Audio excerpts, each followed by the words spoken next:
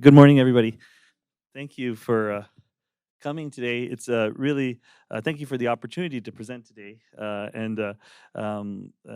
First, I wanted to thank the exhibitors, Bristol Myers Squibb and United Therapeutics, and then get to our presentation.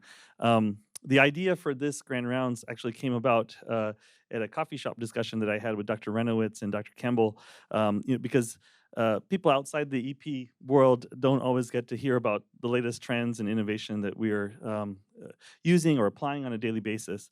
So some of what you'll see today is kind of show and tell, but we wanted to put it in a context of a patient with atrial fibrillation and heart failure, kind of to highlight this paradigm shift, as you'll see, as we move more from pharmacological and antiarrhythmic therapies to a more interventional or invasive strategies because of the efficacy, the innovation, and the safety of those new strategies. So you'll see that. And before we get to that vignette, I want to introduce my distinguished colleagues. And it's really fortunate that we have them all today in one session, because you won't find three better people to discuss the topics that we're going to talk about in the world. I can confidently say that.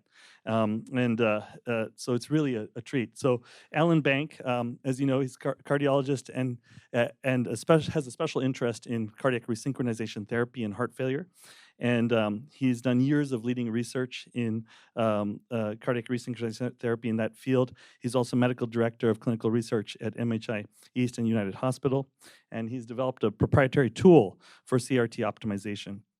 And he's a tremendous contributor to the Joe Novogratz Heart Rhythm Center, an essential part of it. Dan Melby, he's a clinical electrophysiologist. He's director of our EP lab, and he has a special expertise and interest in atrial fibrillation catheter ablation, and developed novel ways of mapping and ablating atrial fibrillation, which is really groundbreaking.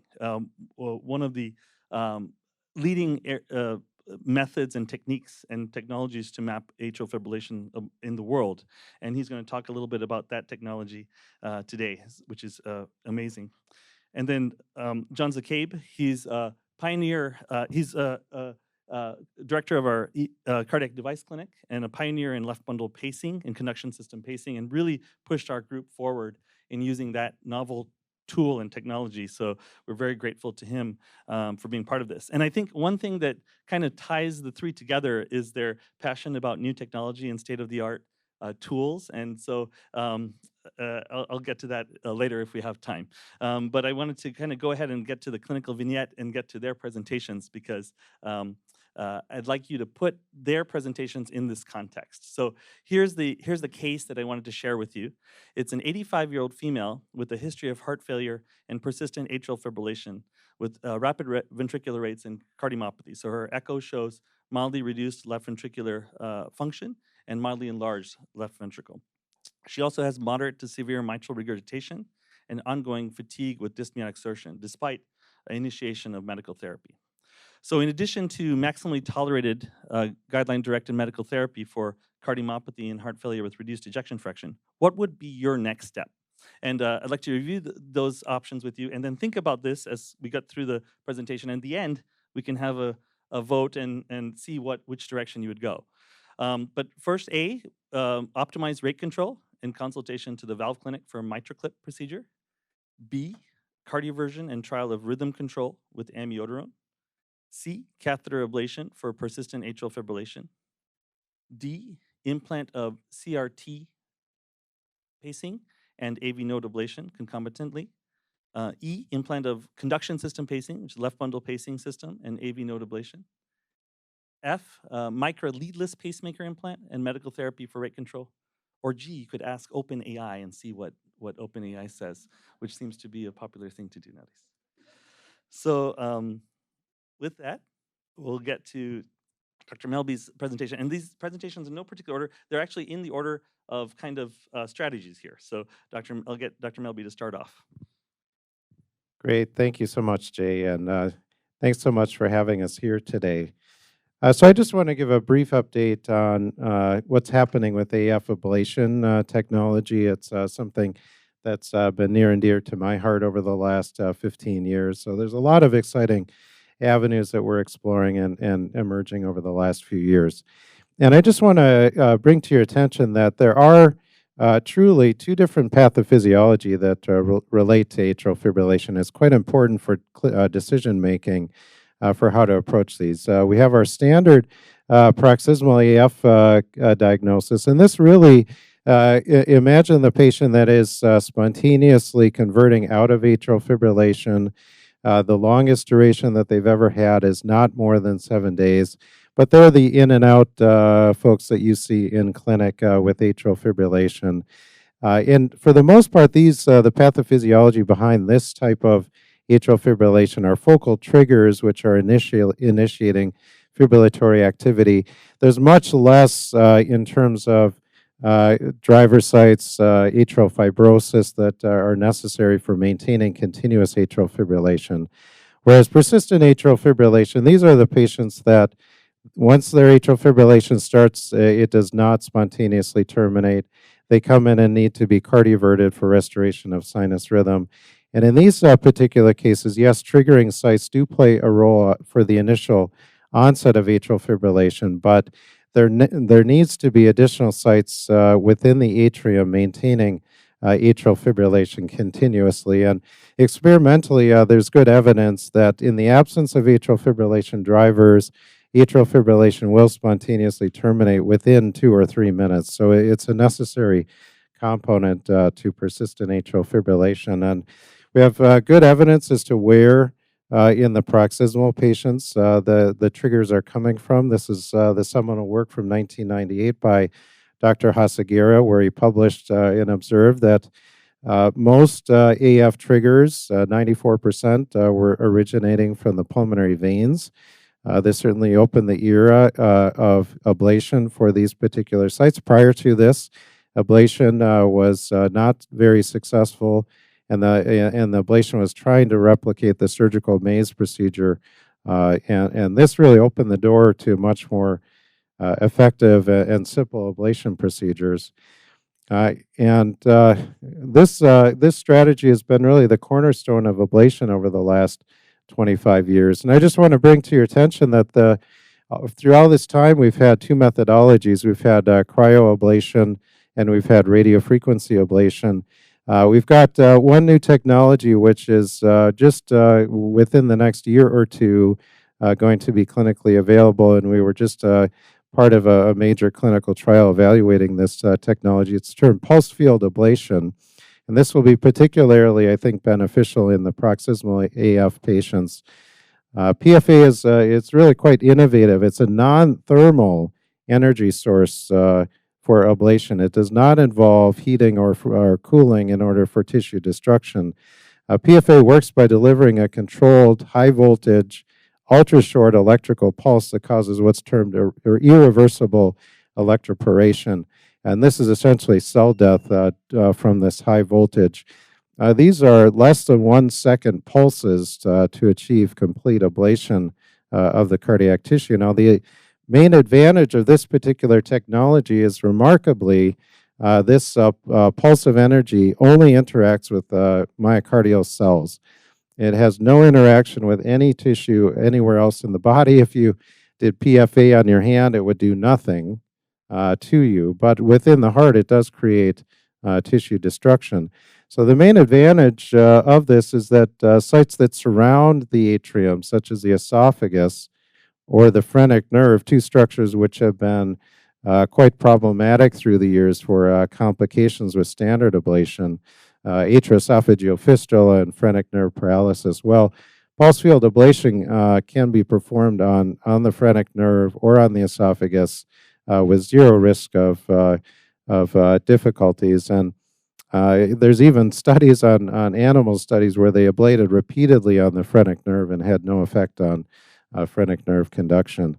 So clinically, what we observed in this trial, which we did last fall, is that these patients have zero inflammatory issues, which is also quite remarkable. No chest pain. In fact, all of the patients reported zero chest pain the day post-ablation. And they are also showing a trend towards less early atrial fibrillation in the first weeks after an ablation. There's inflammatory mediated atrial fibrillation triggering for the first few weeks post-ablation is quite common. So this will be certainly the method that we use for ablation in future. I think it will shift fairly quickly away from radiofrequency ablation, which is usually the typical ablation, to pulse field once this is clinically available.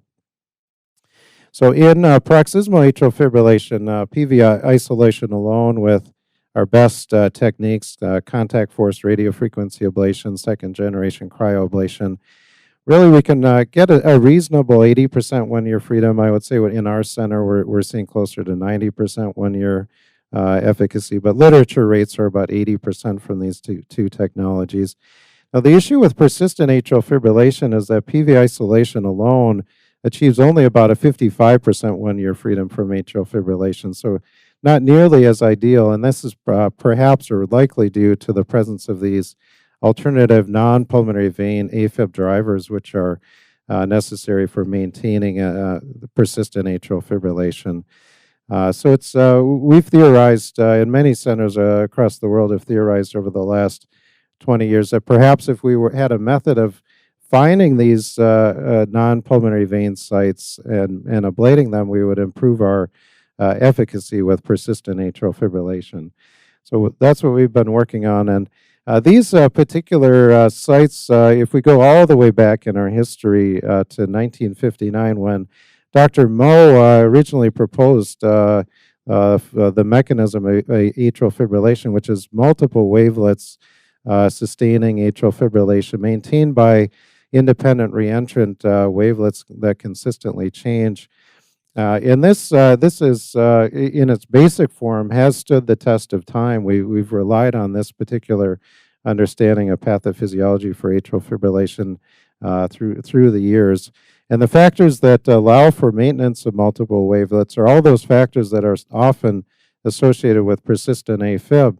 Atrial size, larger atrial size, sufficient for maintaining these wavelets, heterogeneous conduction velocity, tissue refractory periods, the electrophysiology substrate that allows for the development of these reentry wavelets. And we do have experimental confirmation of this particular mechanism. But as time has gone on, I think we've understood that these self-sustaining wavelets often take the form of what are termed complex rotors or rotors.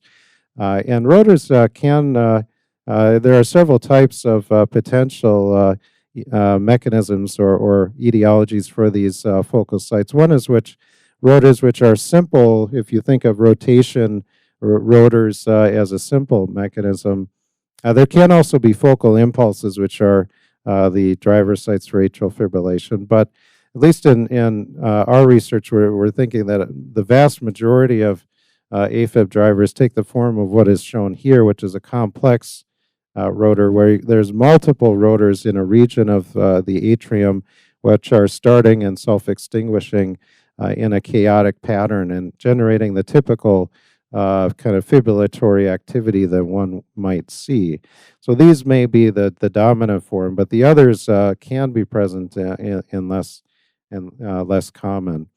In terms of the methods that have been used over the last 20 years to try and find these driver sites, well, there's been many. I've listed the 6 most published methodologies of identifying it. And of these 6, 5 out of the 6 have not stood the test of time. All of them have failed randomized studies. Initial studies looked promising, but further randomized studies did not pan out. So 5 of the 6 have kind of gone down in flames, so to speak, and did not pan out. Several of these there was hundreds of millions of dollars invested in these technologies, which ultimately did not pan out. Only one of these, that's spatial temporal dispersion, well, that currently has good evidence, but no randomized study evaluating it. So only one of these 6 so far has been left standing. So we've been looking at well, how else can we find these AFib drivers? And starting with a mapping technique termed ripple map, which is basically just a way of showing the electrogram as a visual marker on the surface of the atrium. And this marker represents all aspects of the electrogram characteristics. So this ripple mapping proved to be quite interesting. Here's an example of a persistent AF patient where in this particular case we can see just visually, even without any training, one can see there's just a lot of faster activity occurring right in this region on the septum. Compare this to that inferior posterior aspect of the atrium, very slow activity. There's a clear difference in terms of how often the discharges are occurring. And in this particular case, sure enough, ablation of this site right here resulted in termination of this atrial fibrillation, which had been present continuously for several months leading up to this case. So when we saw this, we said, okay, we may actually have something here. There may be something to what we're observing on this ripple map. And we looked at this then retrospectively, and in 162 patients, we looked at those that underwent ablation of AF drivers based on ripple map versus on our standard approach that we had been using up to that. And there was a clear statistical difference with, this is freedom from atrial fibrillation. Our log rank shows a statistically improved with a higher acute in 18-month freedom. In this particular retrospective study, 18-month freedom from AFib was a shocking 98.2%. I think this is the highest recorded AFib freedom of any study in the literature currently. So it was quite interesting. It told us that we probably have something here that's quite important for clinically mapping AFib. So given that good preliminary evidence, we went on to work with engineers developing software to better map and visualize what's going on with ripple map. And this is just a glimpse of partly what the algorithm does. It's analyzing the electrogram and generating what I've termed a ripple frequency, or the number of activations on ripple per second, in order to better visualize in a simple way what's going on. And this methodology has been quite helpful. We worked through and just in last year made our way, got 510K FDA approval for this, so it's now on the mapping system. We did the world's first case here at Minneapolis Heart in September, mapping persistent AFib using this. This software does run on the Cardo mapping system, which is available in 80% of the world's EP labs. So this could have a big impact if it pans out as we hope. But this is just an example of mapping persistent AFib, where the red zones are where the highest ripple frequency is located. And here again, this is another example of a case where ablation of this red zone resulted in termination of atrial fibrillation to sinus rhythm. And we've been now have done about 35 of these cases since September, and we're seeing remarkably 85 to 90% acute termination of atrial fibrillation, which tells us that this method is actually identifying the AFib drivers that are necessary for maintenance of atrial fibrillation. So that's looking quite promising. So I did just, we published a study looking at this technology retrospectively, and and this was published in December. And acute AF termination was observed in 88% of regions associated with high ripple frequency, with a 90% sensitivity, 87% specificity. And fascinating that the actual surface area of these regions, one might imagine that you have to ablate all over across the atrium in order to stop atrial fibrillation. But the average, the mean number is only 5% of this left atrial surface area was necessary for termination of atrial fibrillation. So I think it's a much more targeted, smaller ablations than maybe what is traditionally used for treatment in these patients.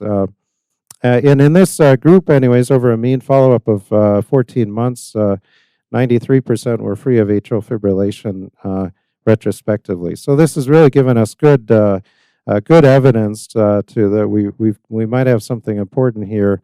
And we've just now gotten funding for a prospective study that will be starting up hopefully in the next month or two, looking at this technology as a first step. This would be our pilot study, And if that turns out positive, it would be really one of the only technologies ever described in the last 20 years that actually is working for atrial fibrillation. So that would lead to probably then much larger, big study that could change how we treat atrial fibrillation. So far it's looking quite positive. And so just in conclusion, for AF, you separate in your mind paroxysmal and persistent. Paroxysmal pulmonary vein isolation has excellent success rates, but in persistent, it just may not be sufficient. 55% is not acceptable, I think, for most of us approaching ablation. And now we have good evidence that these sites, these ripple frequency sites, may be a quite important step. And we look forward to working together and moving this forward. Thank you.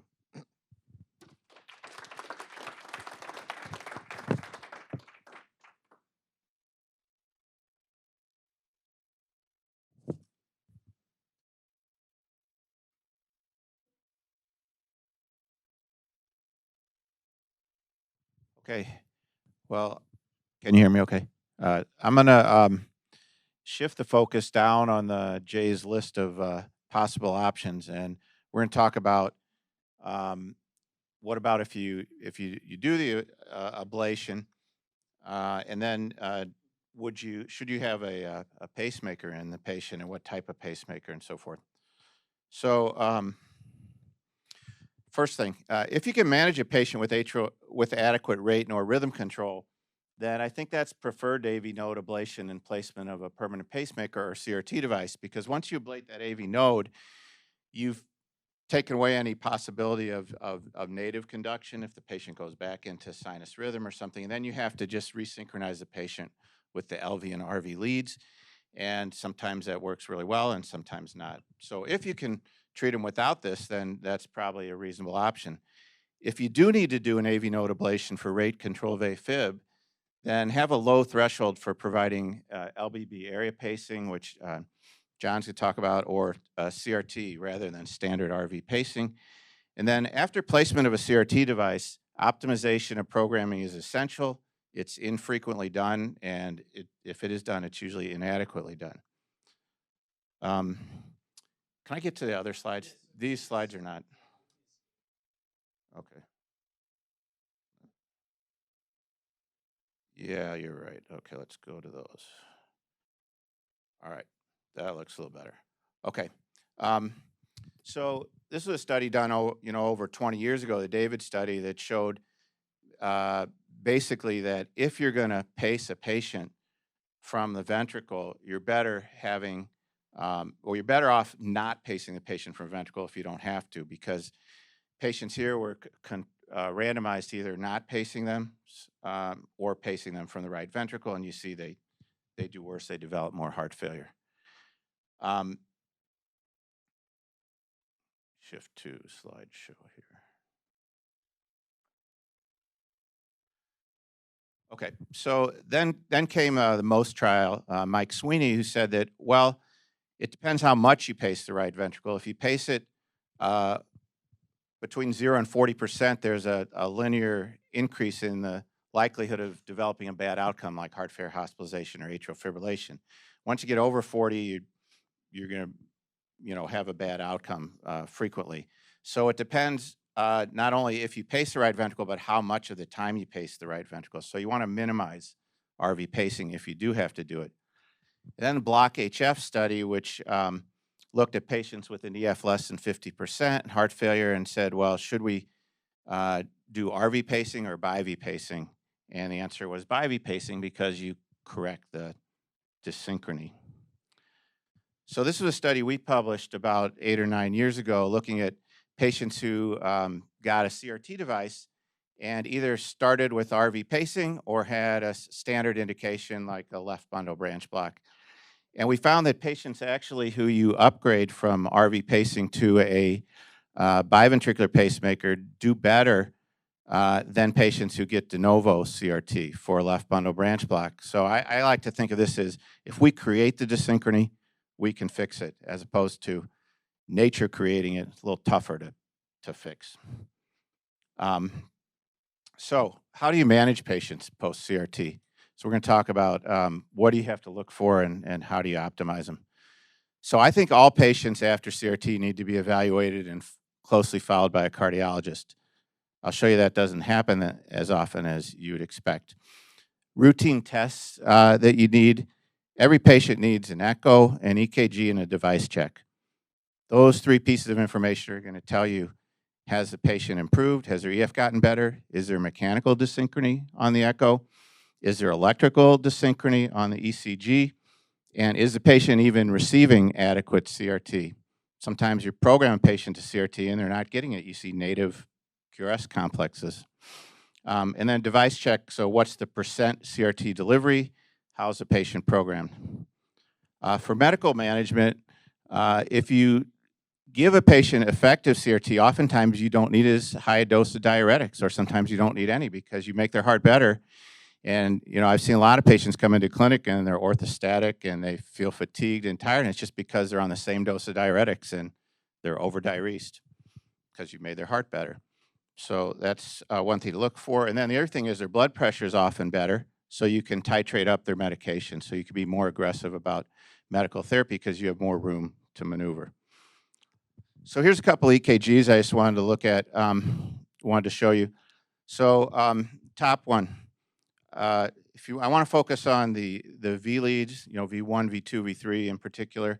These are leads that are on the right side or near the sternum anteriorly, and you can see that in this patient they have Q waves all the way across the precordium. What that means is this patient is not optimally synchronized because they have like a left bundle branch block type of pattern.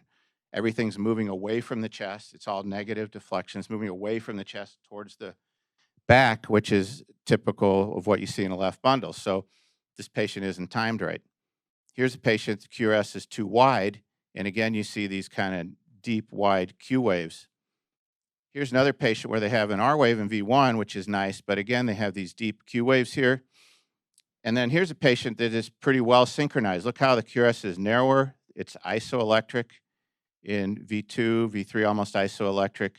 So this patient is much better synchronized. So you want to look at the EKG in every patient after CRT, and you want to look at the echo. And I wouldn't say just look at the echo report. If you're comfortable looking at echoes, look at it and see if it looks desynchronous to you. Just qualitatively, does it look like the walls are all coming in together, or does it look like the septum is shuddering or moving the wrong way or something? So those are the key pieces of information. So let's talk about non-responders. There are about 160,000 CRT devices placed in the US each year, and there's over 1 million patients in the US that are being followed that have CRT devices. Roughly about 30% are non-responders, and if we look at this graph on the left here, you can see there's normally a downward trajectory over time in patients with heart failure, and with CRT, we impact that trajectory in many patients. In some non-responders, they just stay on this downward track. A very small percentage we make worse by putting it in the wrong patient or programming them the wrong way. And then others are non-progressors. We've changed the trajectory, but maybe their EF has stayed the same or their clinical status has stayed the same. And then there's probably about 15% that are super responders. If you look at non-responders versus responders, there's a huge difference in their clinical scenario and outcomes. There's a 6-fold increase in heart failure events if you're a non-responder, and a 10-fold increase in cost of care over the 2 years after CRT implant. So it's a huge clinical problem, a huge economic problem.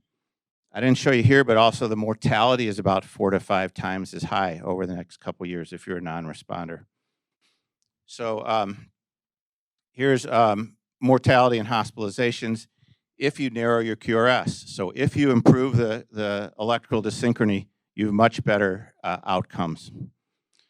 How about if you remodel? If your LV end systolic volume improves by more than 15%, gets smaller by more than 15%, you have a much better long-term outcome.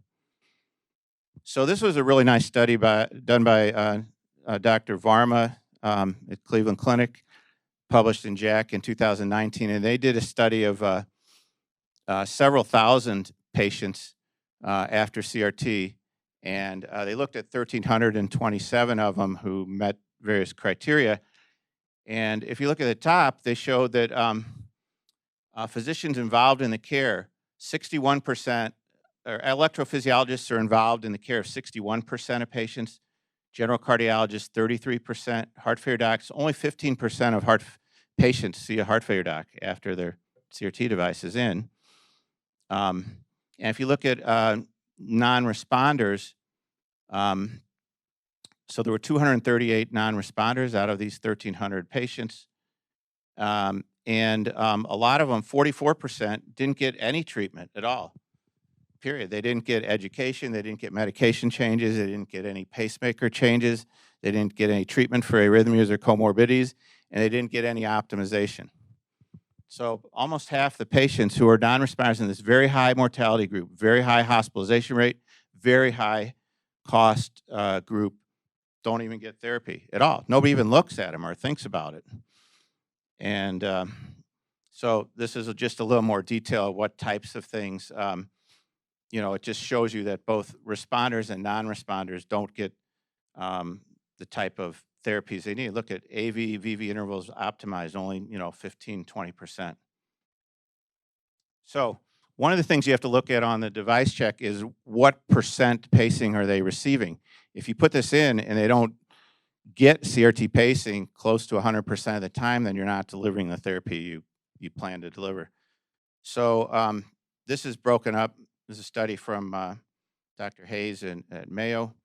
And what you see is that there's a 19% increase in mortality if you're just paced less than 95% of the time. You think, well, 95%, you're doing pretty good. But if you're less than 95%, you have a significant increase in mortality. And if you're paced over 99% of the time, then you have a reduction in mortality. So what are the causes? The reasons you might not get 100% CRT pacing is you have atrial tachyarrhythmia. So you have fast AFib and it's coming down, it's depolarizing your ventricle, and then your CRT lead says, oh, I'm not going to fire. Ventricle's already been depolarized. There's nothing left to do, so it inhibits. Or frequent ventricular ectopy. So a lot of PVCs, again, the CRT device doesn't fire. Also, if you don't program the AV delay right, then the native conduction comes down. And again, the CRT leads see, oh, they sense something's going on, so we're not going to fire. So those are things you have to look for. Now with CRT programming, there's actually thousands of different options because you have an atrial lead, an RV lead, an LV lead. LV lead has 4 electrodes on it, and we put all quadrupolar leads in now. So how do you know which of those 4 to fire from? How do you know what timing between the atrium and the RV lead? What's the timing between the atrium and LV lead? It's timing between the LV lead and the RV lead. So you put all that together and you actually have thousands of different combinations. So we just started looking in 2014 at just doing regular 12-lead ECGs. Said, can we look at ECGs and look at them a bunch of different AV delays, a bunch of different VV delays, and figure out if we can make them better by just programming them to the EKG that looks the best to our eyes. And so this was a retrospective study. We looked at patients before 2013 at United at our clinic that were not optimized and those who were optimized from 2014 to 2017. And we broke them up into 3 groups based on MRI. No delayed enhancement, scar from an MI, or mid-wall fibrosis. And here's the EF response. If you have no scar, you do really well in either group. But if you have a mid-wall stripe, so idiopathic fibrosis or idiopathic dilated cardiomyopathy, it has some scar in the septum, which is pretty common, go from 2 to 12% improvement. And if you have a scar, those patients had no improvement in their EF, whereas if you optimize them, they went up to 6%. So subsequently we said, well, we want to quantify what we're doing. It's nice to have an eyeball test, but can we actually come up with a number? So we developed this system called electrical desynchrony mapping. And I don't have time to go into this, but I am going to be giving a talk next week to the advanced heart failure team. So if you want to hear more details, you can, we'll send out information about how to join in or come. But this is basically an electrical desynchrony map we developed. And this is the timing between the atrium and the RV pace.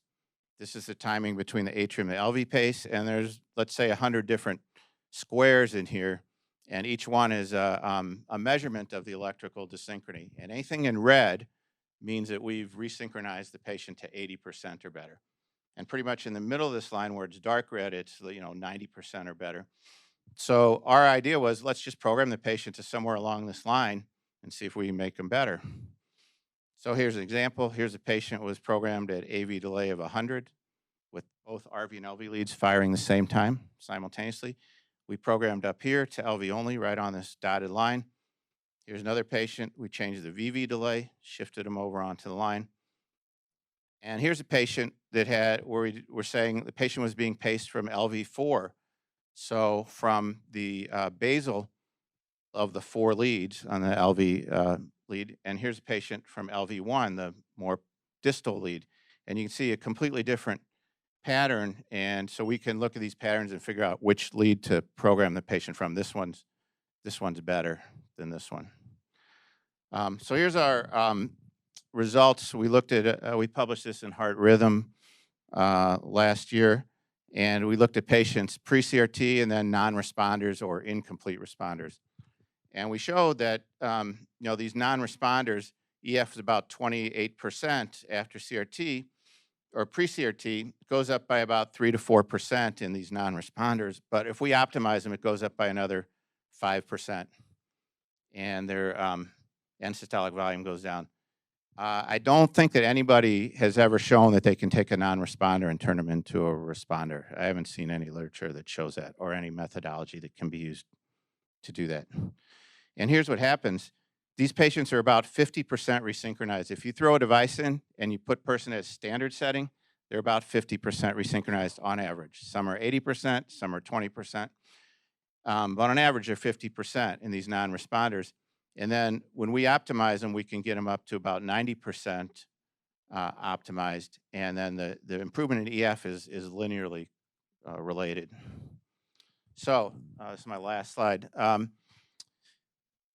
What's the value of this technology? Well, if we can even reduce the non-responder rate by 10%, we'd save about 3,500 hospitalizations per year in the US and 540 deaths a year. If we can reduce the non-responder rate by 10%, and we think we can do way better than that, then you save about $62 million in annual cost of care. And of course, the revenue for the device companies would be up over $4 billion in the next 10 years just by increasing the market share, because we can take patients a lot of patients who are not getting CRT now because people think they're not going to respond. But when we treat them, we can turn them into a responder. And so I think we can expand the market as well. Thank you.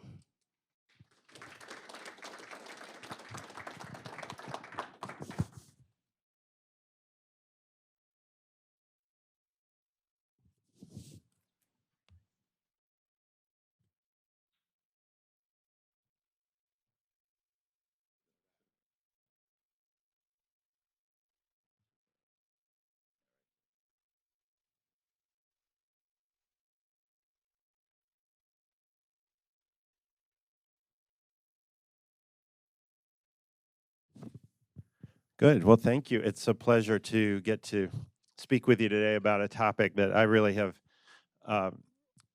been fascinated by in the past 4 years or so. And so I want to talk about conduction system pacing. And our patient, a woman in her 80s with persistent atrial fibrillation, difficult to control rates. This is a common scenario. A little bit of reduced LV function, dilated left ventricle due to rapid ventricular response.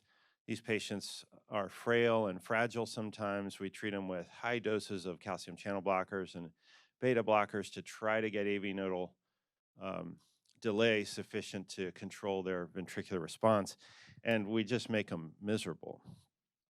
So what are our options? What can we do? Well, I wrote you a little slide here about the ablatant pace strategy because it's been really the earliest ablative strategy for atrial fibrillation. Some might argue the most effective ablative strategy, but I would argue that. But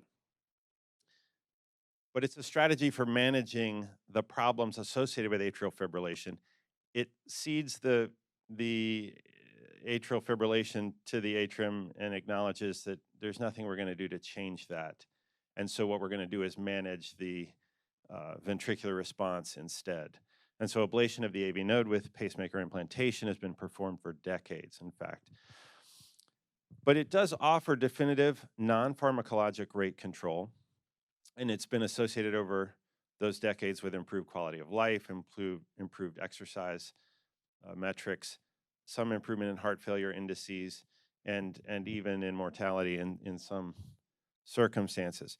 But it's always been viewed as the last resort. I've had cardiologists call it the nuclear option, because it is always the last thing you do about a person's atrial fibrillation. Not because it's the last option, but because you don't really need to do anything about atrial fibrillation after that. And commonly, you don't have other options anyway. But with advancements in device therapy and pacing strategies, we might need to revise our thinking about where the ablate and pace strategy fits into our algorithm for managing patients, especially in this scenario. So conduction system pacing comes along, and when you look at the literature about pacing, and Dr. Bank talked about David and most, and what I remember from my training, this is almost decades ago. A former colleague and friend of mine, Bruce Stambler, was presenting at Heart Rhythm Society, and he said, well, we've looked everywhere, and we can't find a worse place to pace than the right ventricular apex, which is where all of these pacing leads have been for decades. So this ability to pace the conduction system as it comes along has evolved rapidly over the past even 5 years, with people putting pacing leads into the right ventricular septum and getting septal activation, which at least is activating the ventricle from the midline, which seems like at least you would get better synchrony than pacing the right ventricular apical floor. And then leads and lead delivery systems came along that allowed us to really identify the bundle of His, the connection of the AV node to the bundle branches, and pace the bundle of His, which gave us a normal native intrinsic QRS complex by putting our pacing signal straight onto the Purkinje system in people with an intact Purkinje system. But it was difficult to do. It was unreliable because we had poor sensing and we had high thresholds and lead failures. And ultimately, if people are going to be dependent on that pacing system, it has to be more reliable than that. So we transitioned to something else called non-selective His bundle pacing, which was implanting a lead a little more distal into the ventricular myocardium, but proximate to the distal Purkinje, the distal His bundle, so that our signal would get onto the conduction system. But it's putting the lead really into the septal leaflet and into the tricuspid valve and into the chordae below the valve leaflets, and potentially impinging upon tricuspid valve function. And it was also difficult and somewhat unreliable. And then people went back to putting leads deeper into the septum, which was helpful and effective, but there's no criteria for when you're successful or what have you achieved what you intended. And now we come to left bundle branch area pacing, which Dr. Bank referenced briefly, which is much simpler and has good implant success rates and great electrical parameters, and really it meets all the criteria. But as these strategies have come along, we've also been integrating them with transvenous left ventricular lead placement and CRT, utilizing a Purkinje system or conduction system pacing right ventricular lead and a transvenous left ventricular lead, really creating super responders, which I think Dr. Bank also addressed a bit. But the outcomes have been encouraging, so we have continued to work with it. I wanted to show you the anatomy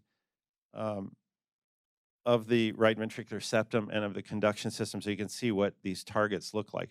Here's the right atrium in this Netter drawing. We're looking at the septum of the heart from the right atrial right ventricular side.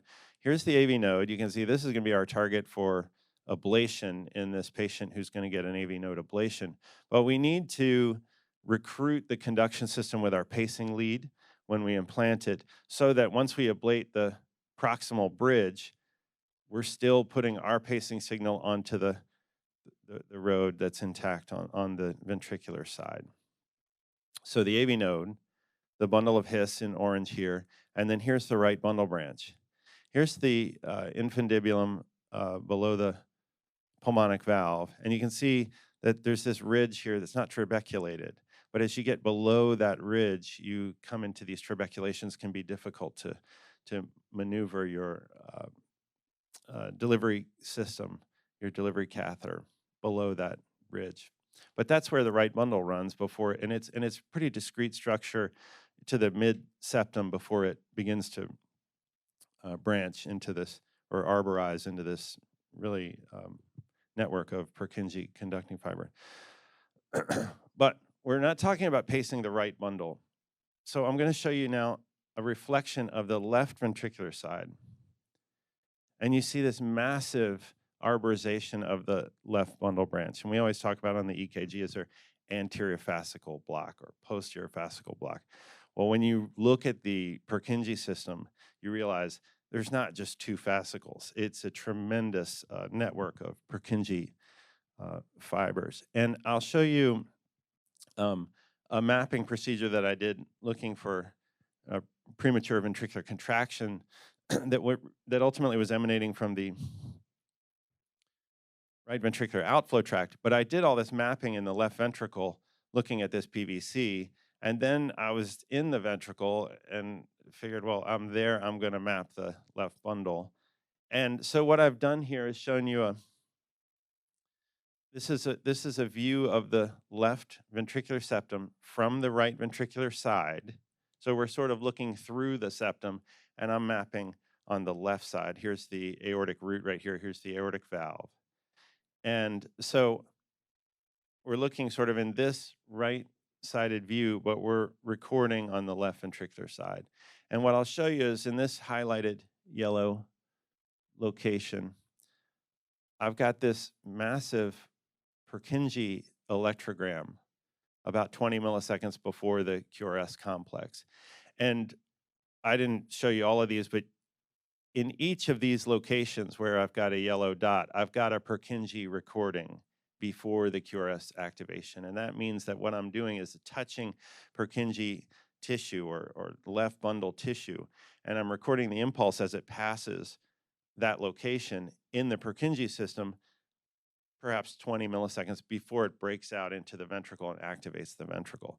Well, what that shows you is there's a lot of target tissue on the left ventricular side. You just got to get there, and we get there from the right ventricular septum. So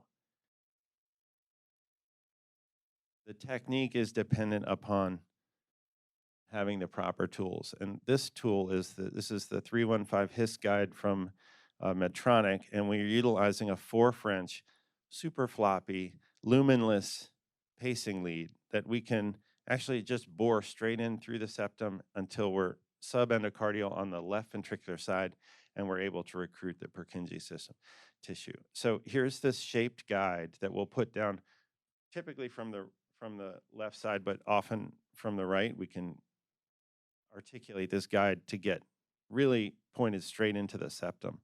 And here's the anatomy. We get through the tricuspid valve with a guide wire and up into the right ventricular outflow tract, and pull the guide wire, and now our guide takes on its shape, and we can advance the lead into that location, just into this proximal curve here. We don't have the lead sticking out because this tine would hang up on everything, so we keep the tine right about here, and we're going to pace in a unipolar configuration. Here's this is a left anterior oblique view, so we're looking straight at the heart as it's coming at you like a football. We're looking straight down the septum, and so if you saw the septum in cross section in this slide, you'd see my guide is opposed to the interventricular septum here, and my lead has been bored, 6 or 8 millimeters through the septum here. The septum, if you look at it on echo in this location, a little lower is usually 10, 12 millimeters in thickness. But as you're angling upwards, you can kind of just continue across until you, with pacing, until you see the electrical parameters that you're looking for. This is a patient that was done in late February. Not perhaps the best example, but the most recent example. This is the QRS complex with a sweep speed of a lot faster than on a native EKG, perhaps a 200 millisecond pace complex, just pacing the right ventricular septum. And as we begin to advance the lead through the septum, you can see the QRS complex narrows and organizes. And if you look, this bottom tracing is the V1 electrode. When we hit this moment, as we've put, this is 5 turns, this is 9 turns, and here's, I think, 12 turns, suddenly we have right bundle branch block and a more narrow QRS complex. And now when we're pacing in bipolar, which is pacing from the lead tip to the ring back here, with the lead embedded in the septum, we have right bundle branch block morphology signifying activation of the left bundle branch, and a QRS complex of 112 milliseconds.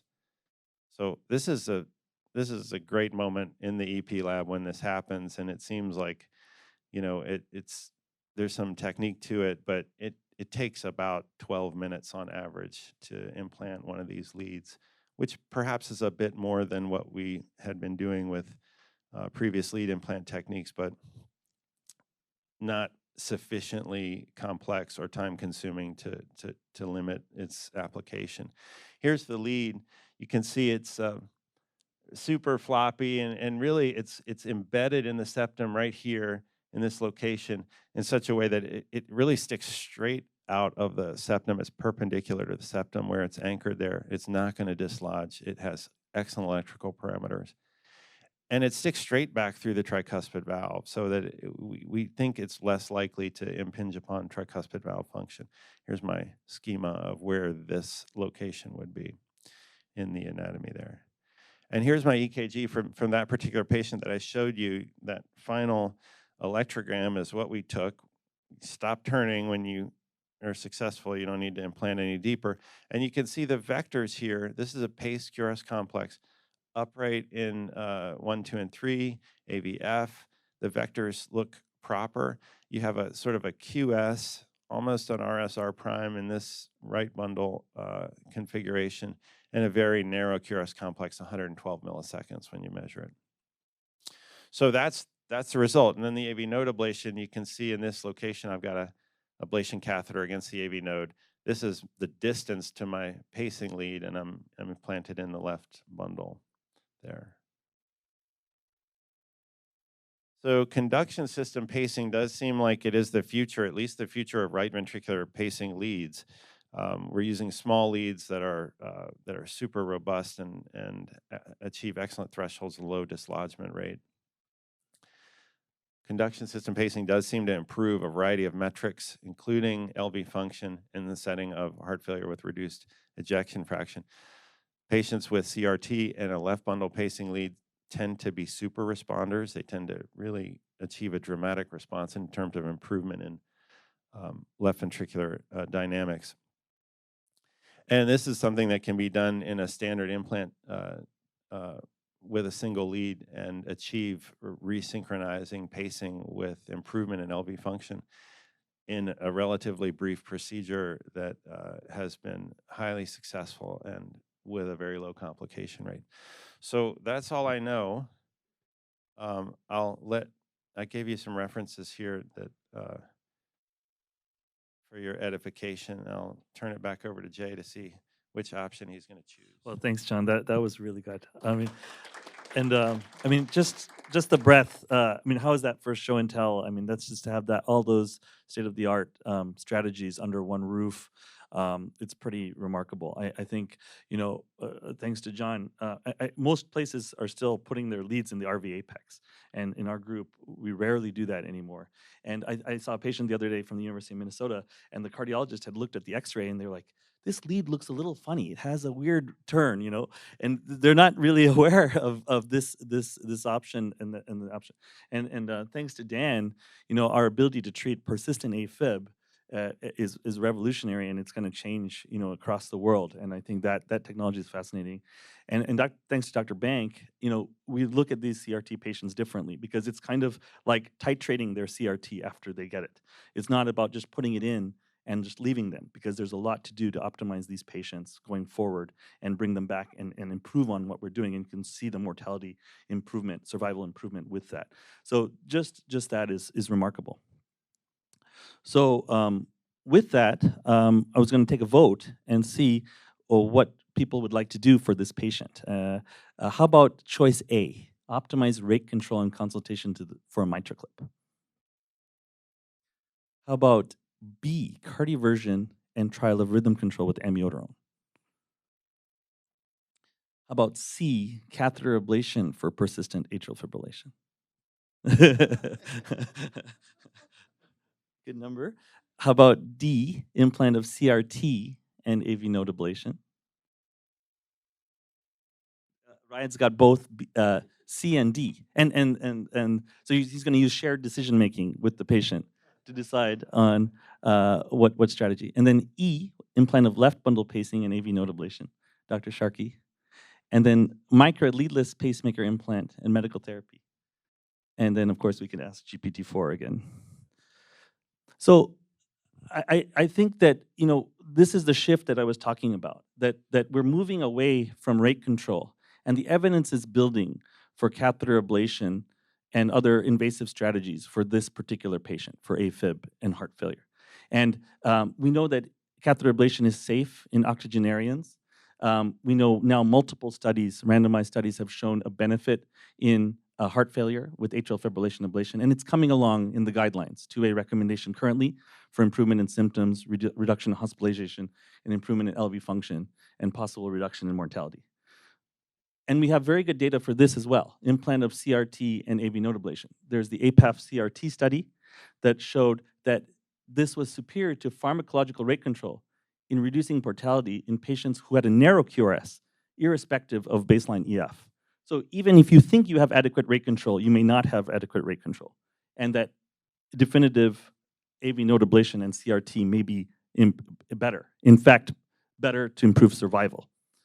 So I would agree with Dr. Abdahadi that we have two great options that we kind of lean towards. Now, oftentimes we start with amiodarone and a trial of cardioversion, but now it's more like a bridge, because we'd rather avoid long-term amiodarone in this particular patient.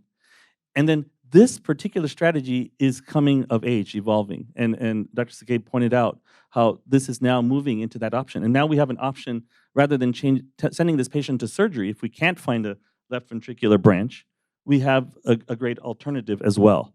And we're doing studies now looking at this conduction system pacing, and that was her project from last summer, is looking at these 3830 leads. Do they improve on our ability to reduce the impact of tricuspid valve dysfunction?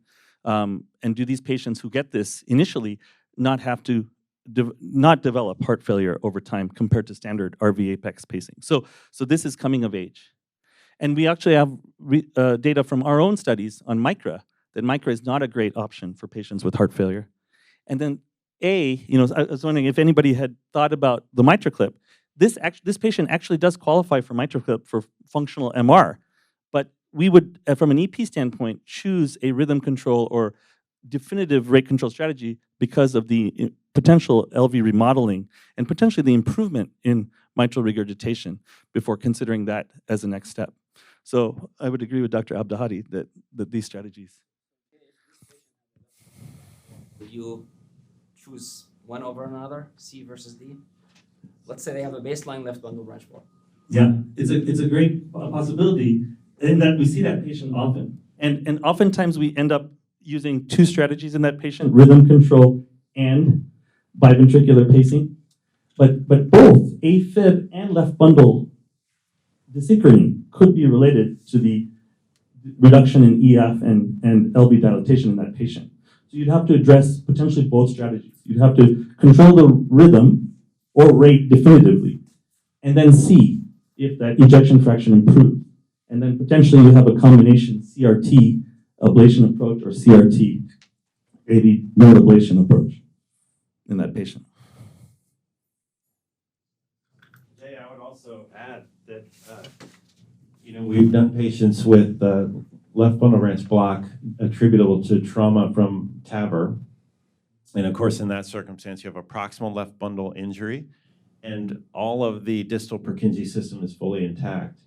And we can sort of reanimate the distal left bundle with left bundle branch pacing in that circumstance. But I'd also tell you an interesting finding, and I did one of these cases for a woman who was 100 years old.